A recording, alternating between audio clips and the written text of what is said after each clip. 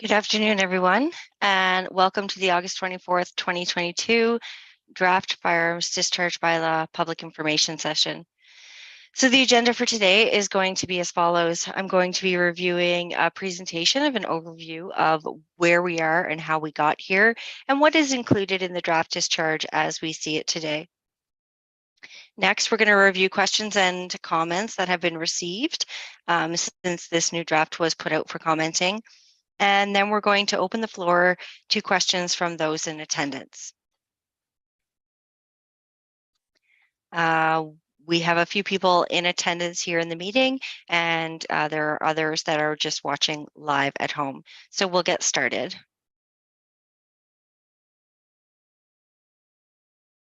So the draft discharge of firearms bylaw and notice for this virtual public information session was posted on our website, posted on our meeting list on our council portal, as well as it was on social media. A reminder today, as well as there was one on August 16th and August 12th. It was in the newspaper for today, as well. It was in the newspaper 2 weeks ago. And we also emailed previous commenters on the many iterations of this bylaw. So some of you may recall that this has been around for quite some time. Back in 2017, the Police Services Board made a recommendation that this bylaw be reviewed. So it was reviewed in its entirety. In 2018, an initial draft was created. Council deferred pending further consultations. And during 2018, as we were in an election year, the former CAO recommended that the draft be put on hold.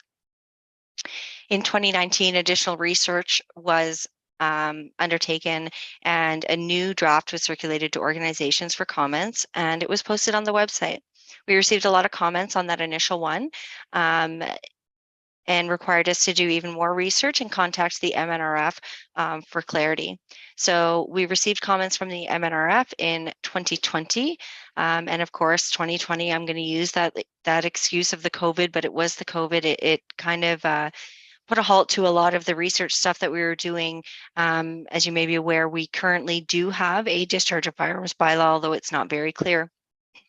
So it wasn't deemed to be a strong priority to work on.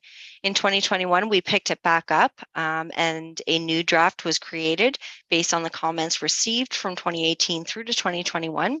And we circulated the draft to the Ontario Federation of Anglers and Hunters, as well as the other commenting agencies to review. And we did a brief report to council at that time. In 2022, we cleaned up the schedules and the information based on those comments received, and we scheduled the public information session.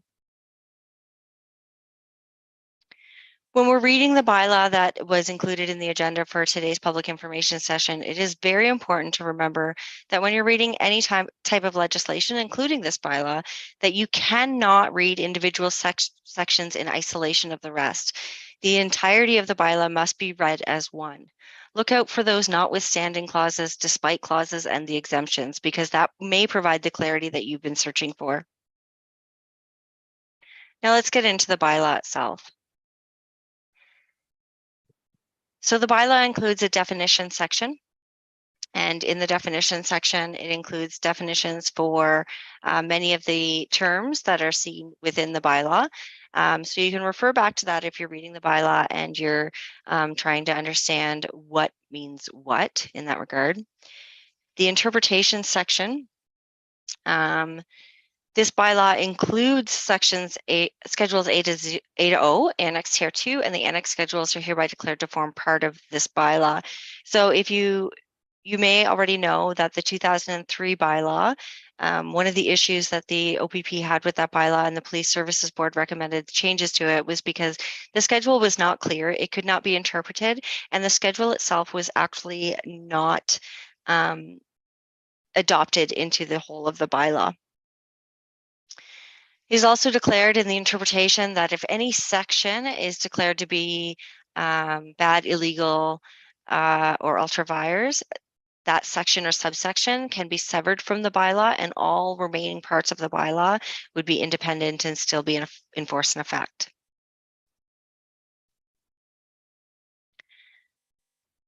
Section 3, the regulations for the discharge of firearms. So this is the one where I mentioned before that you can't read it in isolation. You kind of have to look at it as a whole. So it says no person shall discharge a firearm in any settlement area that is shown as a shaded area on any of the maps attached to Schedules A to O inclusive. You can't read that alone as it is because there are exceptions to that. So 3.1a states, despite section 3.1, discharging a firearm for hunting or target practice on any private property within the shaded areas shall be permitted on properties with a size greater than 1 acre with owner permission and where the discharge does not travel across any property lines. So if you are a property within the shaded area and you're larger than 1 acre in size, you can discharge a firearm on your own property, provided that it does not cross property lines.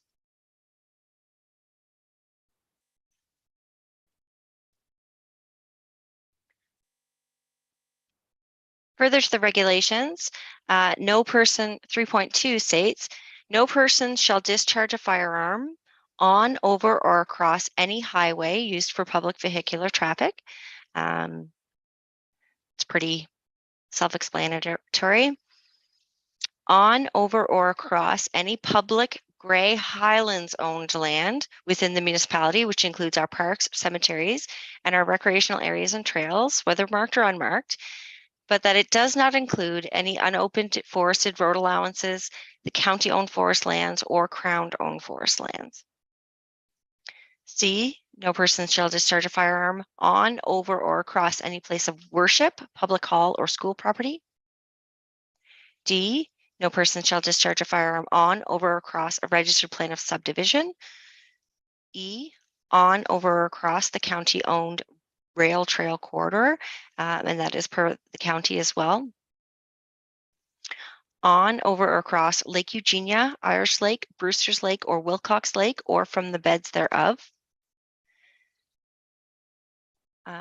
G, no person shall discharge a firearm from half an hour after sunset to half an hour before sunrise on any property. And H, on, over, or across any private property or OPG property without the express permission of the owner of said property. So those are the general regulations where you cannot discharge a firearm. And again, as I said before, there are other exemptions to that. I will point out that the county mentioned that they do permit hunting in the county-owned forest properties. So wording has been included in section B for that. And then Gray Sawmill Conservation has included comments, so we'll address that when we get to the next section of the agenda after the presentation. Section 4 is the exemptions. So subject to section 3.2, where it says you cannot do this, section 4 provides the exemptions of despite section 3, the bylaw shall not restrict or regulate the discharge of the firearms for the following: a peace officer performing their duties, and that would be like the OPP, a person appointed as municipal law enforcement officer as an agent for the municipality or provincial or federal government for the purpose of destroying sick, injured, or vicious animals in performance of their duties, a farmer in order to scare or destroy animals that are found in the act of killing or injuring livestock or poultry and wildlife, destroying his or her property in accordance with the legislation. So there's separate legislation that permits farmers for engaging in that, so we don't want to restrict that. D, a farmer engaging in humane on-farm euthanasia when it's necessary. E, the OPG in order to scare or destroy fish and or wildlife believed to be or which are about to damage OPG property in accordance with the legislation. F, a licensed hunter engaged in legal hunting activities during the appropriate season and in accordance with provincial hunting regulations with property owner approval. G, bow fishing in accordance with Ontario fishing regulations between May 1st and July 31st. H, a facility operated by or for a municipal, provincial, or federal police force. I, a person firing blank ammunition for or in connection with the lawful use of a motion picture, television, stage production, and historical displays or educational programs of a public museum. J, a person firing blank ammunition for animal training purposes or for the purpose of starting or controlling a sporting event of a similar nature to foot racing, sailing, or golfing. K, a person discharging a bow for target practice, provided that the practice is in conjunction with and under the direct sponsorship of a school board. L, a person engaged in an archery sporting event, provided the event receives a special event permit as required from the municipality or has received OPP approval in the absence of a permit required by the municipality. So there's a number of those exemptions fill out what's legal allowed to happen. The offenses section actually states that any person who contravenes any provision of this fine is guilty of an offense, and on conviction is liable to a fine as provided for in the Provincial Offences Act. So there's a recommendation that there would be provincial offences fines laid for anybody found to be in contravention of this bylaw. And the bylaw can be enforced by the OPP and the municipal bylaw enforcement officers of the municipality. So some of the questions that we have received in relation to, somebody asked a question in relation to Sunday gun hunting. And so in accordance with the Ontario Fish and Wildlife Conservation Act, hunting with a gun is prohibited in all municipalities south of the French and Ottawa rivers on Sundays. However, municipality may choose to file an application with the MNRF to be included on the list of municipalities where Sunday gun hunting is permitted. There is nothing at the present time to indicate any direction for staff to initiate an application mentioned above in respect to this. So Sunday gun hunting will still be prohibited in Grey Highlands. It should be noted that this is a discharge of firearms bylaw and not specifically a hunting bylaw. We did receive questions about whether you can hunt on your own property. So section 4F, which was mentioned before, is one of the exemptions that allows a licensed hunter engaged in legal hunting activities during the appropriate season in accordance with provincial hunting regulations with property owner approval is a permitted exemption. So you would be permitted to hunt on your own property. Hunting on the lakes was another question we had a lot of questions on. Restriction 3.2, so no person shall discharge a firearm on, over, across Lake Eugenia, Irish Lake, Brewster's Lake, or Wilcox Lake, or from the beds thereof, or on, over, or across any private property or OPG property without the express permission of this owner of said property. The exemption for F, mentioned above, for legal hunting would only apply if OPG provides permission as the property owner.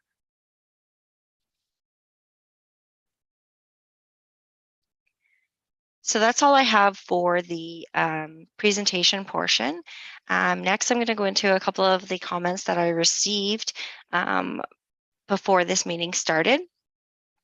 I did receive a comment from Mr. Gourd Hedges related to section 4L with the discharging a bow for target practice for school board. He just requested that that include for the not just target practice, but for training as well, because the schools take part in training activities before they start their target practice. We received comments from the GSC Grace Albel Conservation Authority to request clarity where the Conservation Authority owned lands fall, because they do permit hunting on a number of their properties. So with that,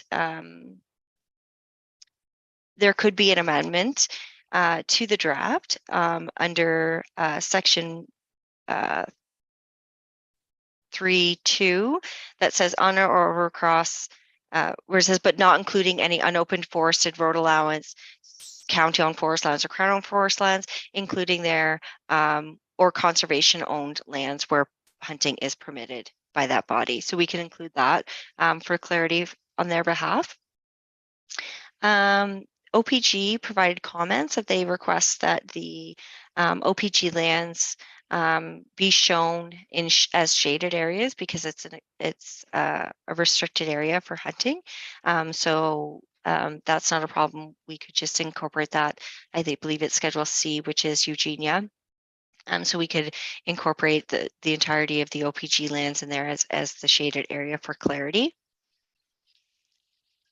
And then they also requested under 4H for the bona fide gun clubs. They've requested that there be added with the express permission of the property owner for those as well. So bona fide gun clubs would generally have the permission of the property owner.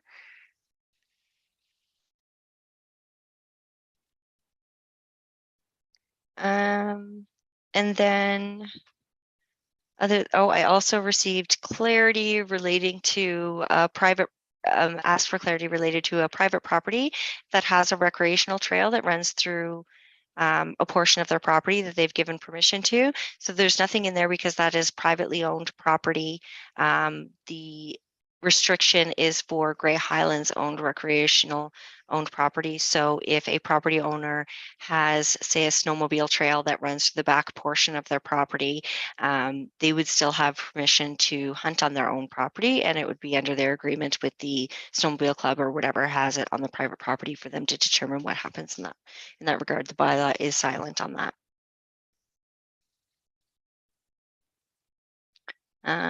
Just making sure I didn't miss it. And the other thing was one of our schedules, the lining doesn't line up with the boundary line between two municipalities. So we're going to fix that, and that is Schedule K. In relation to the people that are in attendance, some of the comments that were received in the registration reports from Jason Myers is strongly opposed. Scott Van Holstein is totally against it. Sean Thompson is wholly opposed. Pippa Gringeris is in agreement with the bylaw. And that was all that was received. So at the present time, I'm going to open up the floor to those in attendance. If they have any specific questions or concerns with the bylaw, I will be taking note of those questions or concerns.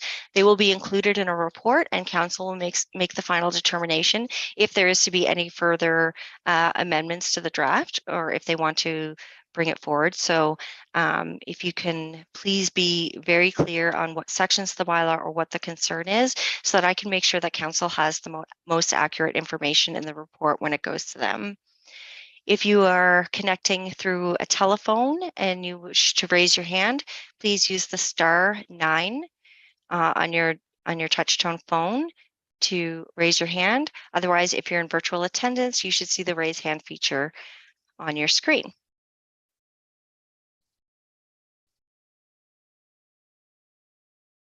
Okay, so first up, we have Sharon Wickens, who has raised her hand. So Sharon, I'm going to give you permission to speak there. Thank there you go. You're welcome. And I'm glad that you're able to clear a lot of that information up, because the previous one was very old and outdated and many things have changed. And I'm glad that the Ministry of Natural Resources and the Federation of Hunters and Anglers have been informed and contacted.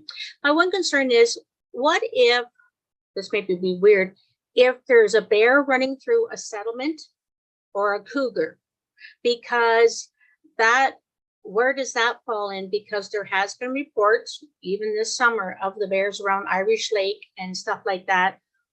What is to be done about that?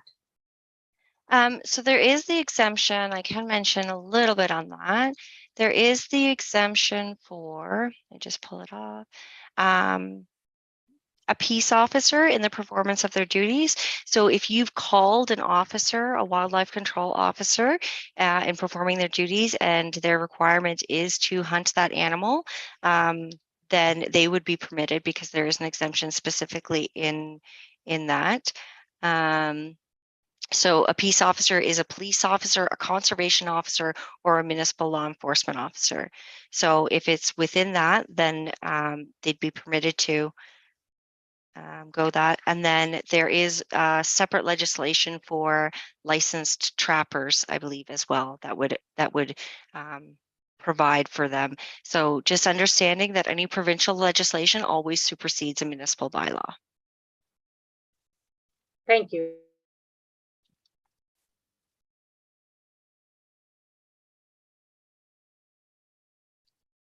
Okay. Is that everything, Sharon? Yes, it is. Thank you very much. Perfect. Thank you.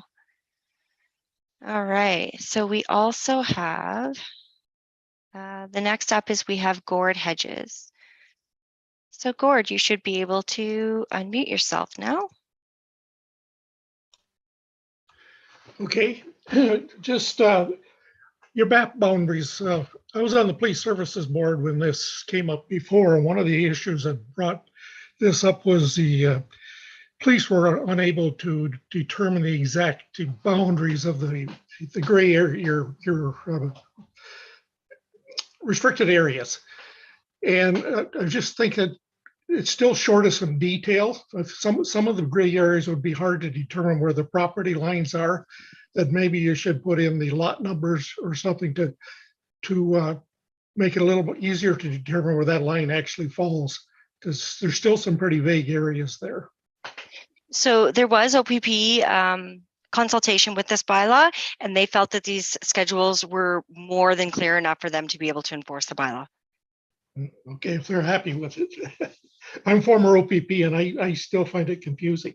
One other question is the lakes, Irish Lake, Brewster Lake, and Wilcox Lake. Does this mean that there's no goose or duck hunting on those lakes? Like, who owns those lakes? So lakes themselves are not owned by any specific body, with the exception of Eugenia Lake, which is owned by the OPG. It is stating that there is no hunting on those lakes. So there is no basically migratory bird hunting on those lakes at all then, according to this bylaw. According to this bylaw, yes. And that was something that I myself kind of had questions with, because it's not, OPG was clear because there's a property owner for those, but for the remaining ones, that is one where there's no real property owner for people to obtain permission for the licensed hunting exemption to apply. Okay, so that's all I have. Yep. Thanks. Okay. The next commenter we have is Charlene Winger. Charlene, you should be able to unmute yourself now. Okay, can you hear me? I certainly can. It's difficult. I'm on my phone, so trying to navigate back and forth to what I read in the slide and being able to talk to you. But I think I can remember what I want to ask. And it falls under exemptions 4, and it's B, in terms of who would be allowed to shoot on private property. And it says people basically, from what I recall, that are an agent of the municipality or province or federal. So I'm wondering, what would an agent of the municipality include?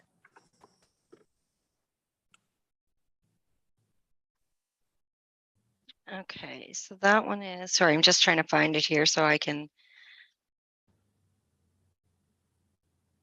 So that is only for the purpose of destroying sick, injured, or vicious animals in the performance of the state duty. So at the current time, the municipality does not deal with wildlife.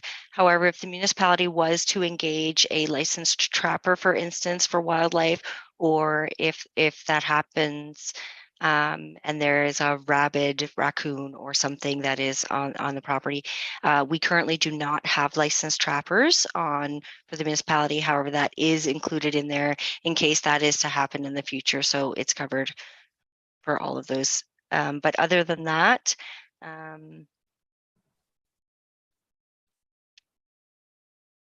there could be agents under the provincial or federal government for licensed trappers.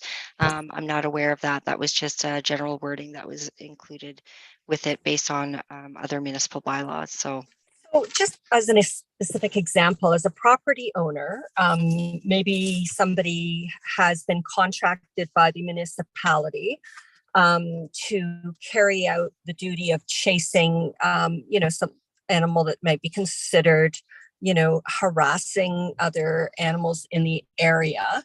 Would they be allowed to just go on my property and hunt that animal should it run onto my property without my permission?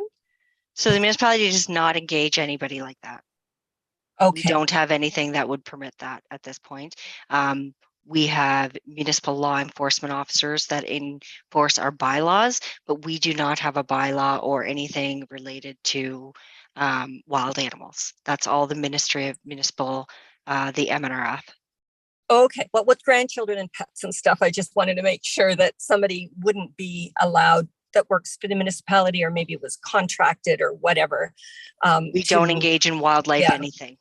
Okay, From all a right, thank municipal you. standpoint. You're welcome.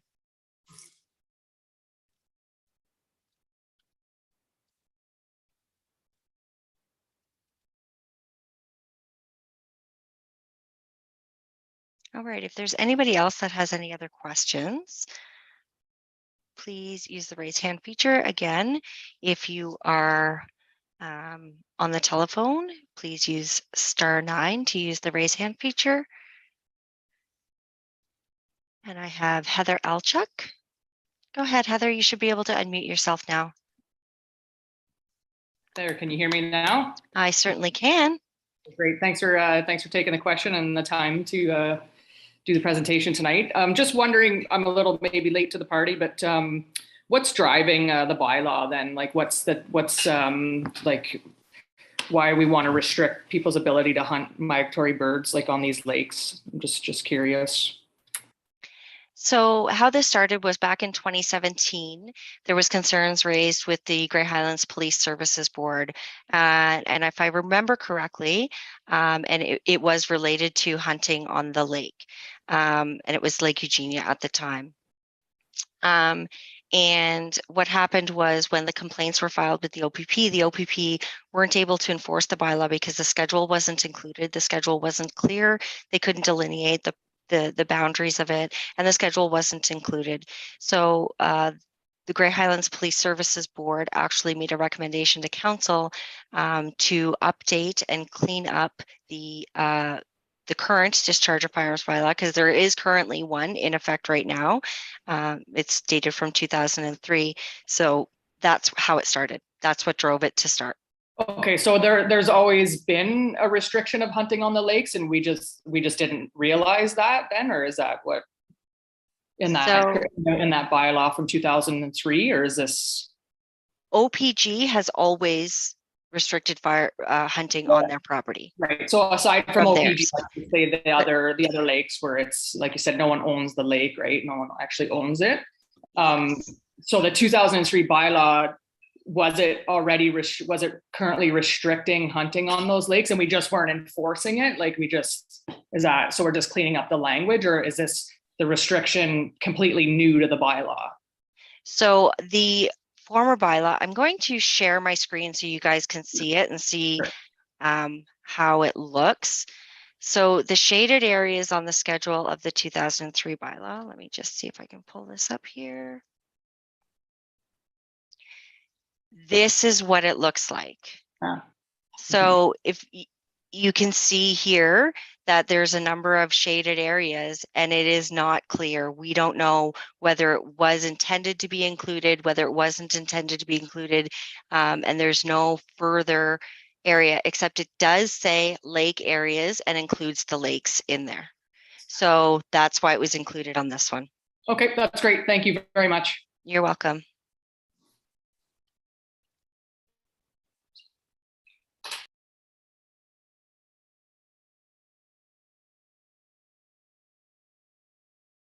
Okay, next we have Pippa Gingers. Okay, Pippa, you should be able to unmute yourself now.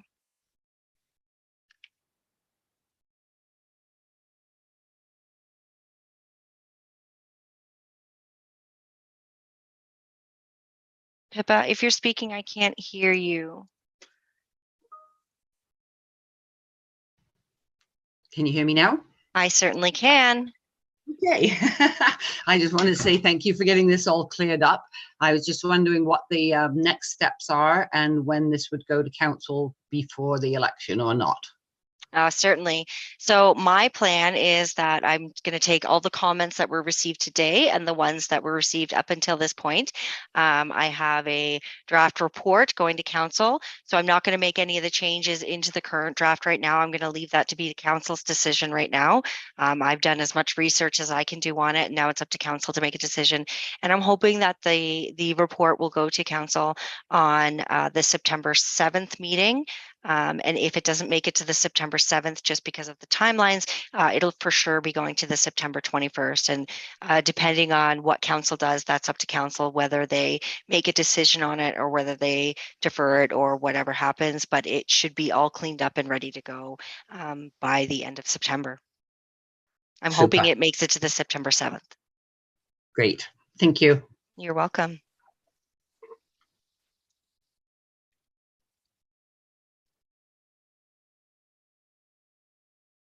Okay, next we have Jason Myers. Okay, Jason, you should be able to unmute yourself now. Okay, can you hear me now? I certainly can. What can I do for you? I guess my question is, so the council members that will be voting on this bylaw, I don't believe there's too many of them that are rerunning. So I guess I don't feel it's fair for them to vote this bylaw in and then just all kind of leave council.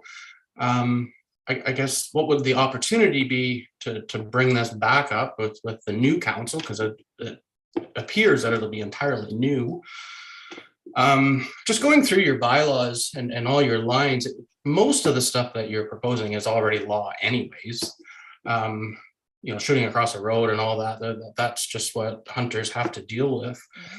You made the one comment about, you know, what do we do if there's a rabbit, skunk, or raccoon in our backyard? You know, call the police. Well, if they're all in Dundalk and, you know, we're here in Markdale, and I know for a fact that animals like that have been dispatched before, and it's just kind of just the way rural life goes. I don't feel that we need this bylaw. There's enough laws already. And the fact that I can't practice with my bow and arrow in the backyard unless I'm with a school counselor, I'm 50 years old and hunting since I was 15. I don't understand why. I can understand not shooting my deer rifle in Markdale, but I certainly don't understand a pellet gun or a bow. I think it's going too far. And I think if we go this way, it's just going to get more and more and more piled on. And so those are my concerns. I understand I'm just one person, but no, they're very valid concerns for sure. When it comes to the council making the decision, I'll give you a little bit of clarity there. I believe there's only 2 members of our current council who are not currently running for re-election. Yep, I believe that's it. So that's it for that. If they're not on there and it's a whole new council, council always has the opportunity to amend, repeal, or rescind any bylaw in effect in the municipality. So it doesn't matter if it's this council that enacts it, the next council can always amend it, repeal it, or rescind it. They can always make those changes to it. With relation to practicing with a bow in your backyard, I have noted that, and that'll be make part of my report. It is kind of something that we had that I had discussions with, and you know, my kids were the same when they were growing up. They had their pellet gun and a target in the backyard, and we lived in a settlement area, and I would agree with that. It was trying to find that balance between safety and whatever, and maybe that includes a different definition for firearms. When you speak about the legislation being in place for shooting across a roadway, and those are hunting regulations, and we're not specifically speaking about hunting. It's discharge of firearms in general. So if you have somebody who's not a licensed hunter and does not follow hunting regulations that has a firearm and is shooting them off, that's where we kind of mimic those in our bylaw as well. But I will definitely put all of your comments into the report for council's consideration. thank you. You're welcome.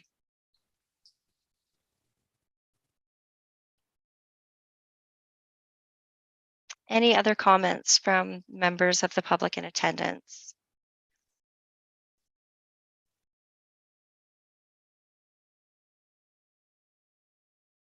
All right, well, seeing none, I was going to tell you about next steps. However, Ms. Gingras asked that in the question, so I have already addressed that. As I said, every single one of the comments and concerns that were referenced here tonight and have received will be brought forward in a report for council consideration for direction to be included or not included into the draft bylaw prior to passing the bylaw. I thank everyone for attending, and keep your eye out on the council agenda. If you're not aware, our council portal on the website, greyhighlands.ca, agendas and minutes, you can actually subscribe to receive agendas and minutes when they're published. So you have them directly to your inbox for that meeting. So again, it'll be a council meeting, and it'll either be September 7th or September 21st. Fingers crossed for September 7th, but it depends on how crazy the day goes in the next couple of days, because the deadline is Friday for those reports. So thank you again, everybody, for being engaged, and have a wonderful evening.